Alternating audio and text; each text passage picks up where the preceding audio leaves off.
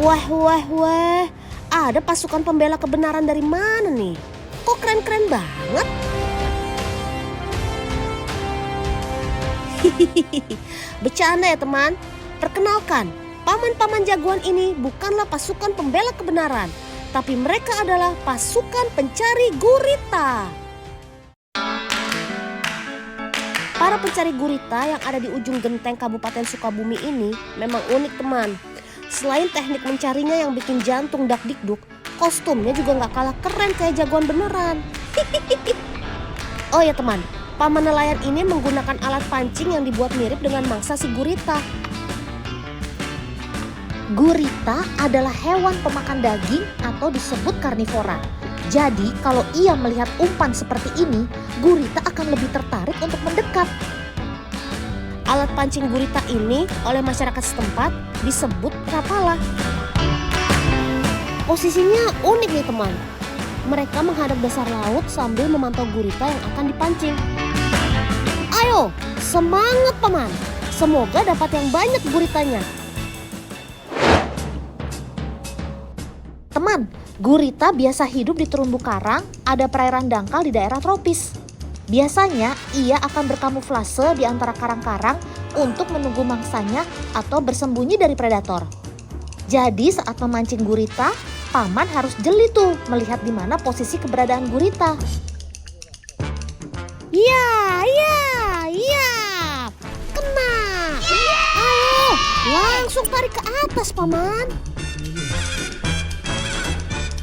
Mencari gurita seperti ini tidak bisa dilakukan di semua musim. Biasanya paman nelayan akan mencari gurita ketika musim kemarau atau saat suhu air laut dingin. Karena saat suhu air laut hangat, gurita akan lebih banyak mengeluarkan energi untuk menjaga keseimbangan biologisnya. Itulah mengapa mereka lebih banyak berdiam diri untuk menghemat tenaga. Teman, ada fakta wow tentang si gurita nih. Salah satunya mereka memiliki lebih dari satu otak. Selain otak utama, tiap tentakelnya ternyata juga memiliki satu otak mini. Jadi setiap tentakel mampu merasakan, menyentuh, dan bergerak tanpa arah, terutama saat menyergap mangsa atau berpindah tempat. Jadi jangan heran ya, kalau sobat dolphin ini menjadi salah satu hewan yang cerdas. Nah, salah satu bentuk kecerdasan mereka yaitu dapat berkamuflase saat merasa terancam. Biasanya, gurita akan berkamuflase dengan terumbu karang. Tuh, baru aja Dolpino kasih tahu. Udah menghilang aja kamu sob. Gak cuma pintar menyamar, tapi kecerdasan mereka juga terlihat saat menemukan tempat untuk berlindung. Gurita dapat mengubah warna tubuhnya melalui kromatofor atau organ kecil yang tersebar di seluruh kulit mereka. Nah, salah satunya botol ini. Wah, kok bisa muat gitu ya? Ajarin Dolpino dong. Kecerdasan mereka juga terlihat dari cara memecahkan masalah. Kalau kamu mau, harus buka sendiri ya. Perlahan tapi pasti, sobat Dolpino ini mulai memperhatikan teman. Sepertinya ia sedang mencari cara deh. Wow, keren! Dengan menggunakan kekuatan lengan-lengannya, si gurita bisa membuka tutup botol ini dengan mudah. Gurita memang makhluk yang sangat cerdas teman. Itu karena neuron pada gurita ada di seluruh anggota badan mereka. Jadi memungkinkan sobat Dolpino ini belajar, mengingat, serta memecahkan masalah. Teman, kali ini Dolpino mau lihat reaksi gurita ketika tidak berada di dalam air. Wah, menarik nih. Kita langsung coba yuk.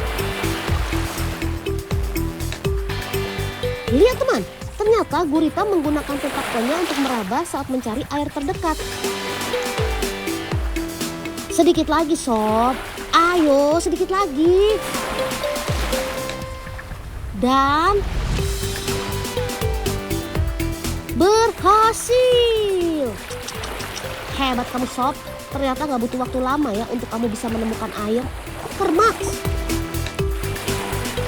Teman, sebenarnya gurita dapat bertahan di darat walau dalam jangka waktu yang tidak lama. Karena gurita bernafas tetap menggunakan insangnya. Tapi tahukah kalian, kalau gurita terkadang bernafas menggunakan tentakelnya? Jadi Sobat Dolpino ini akan menghisap air menggunakan tentakel, lalu masuk ke dalam rongga mantel mereka. Kemudian pembuluh darah kecil yang disebut kapiler menarik oksigen dan mengirimkannya ke tubuh gurita. Weh, sobat satu ini emang gak ada lawan ya. Oh ya teman, gak cuma berkamuflase aja nih, gurita juga bisa mengeluarkan tinta hitam sebagai senjata mereka. Biasanya tinta hitam ini disemburkan untuk mengecoh musuhnya. Dengan begitu, si banyak lengan ini punya kesempatan untuk melarikan diri. Oh iya, si tinta ini berasal dari kantung di dalam tubuh gurita yang mengandung melanin. Nah, pigmen ini adalah pewarna alami yang ternyata juga terdapat pada kulit dan rambut manusia. Nah, satu lagi nih, gurita kelapa atau disebut juga coconut octopus. Mereka memiliki kebiasaan berjalan menggunakan tentakelnya, bukan berenang. Tenang sob, kalau nggak bisa berenang, Dolpino bakal ajarin kok. Saat berjalan, Sobat Dolpino ini biasanya akan membawa sesuatu untuk melindungi mereka seperti cangkang ini. Oh iya, coconut octopus ini memiliki sifat soliter tuh, alias suka sendirian. Tapi kalau ia bertemu dengan gurita lain yang sejenis, reaksinya seperti apa ya? Kali ini Dolpino akan uji coba menggunakan media cermin. Oke paman, langsung hadapkan ke Sobat Dolpino ini ya. Wih, ternyata langsung dikejar tuh. Galak banget sih kamu sob. Saat melihat ke cermin, ia mengira kalau ada gurita lain yang datang ke wilayahnya. Gak pakai gertak lagi, pokoknya langsung kejar. Waduh, kayaknya Dolpino bakal jadi target selanjutnya deh. Tidak.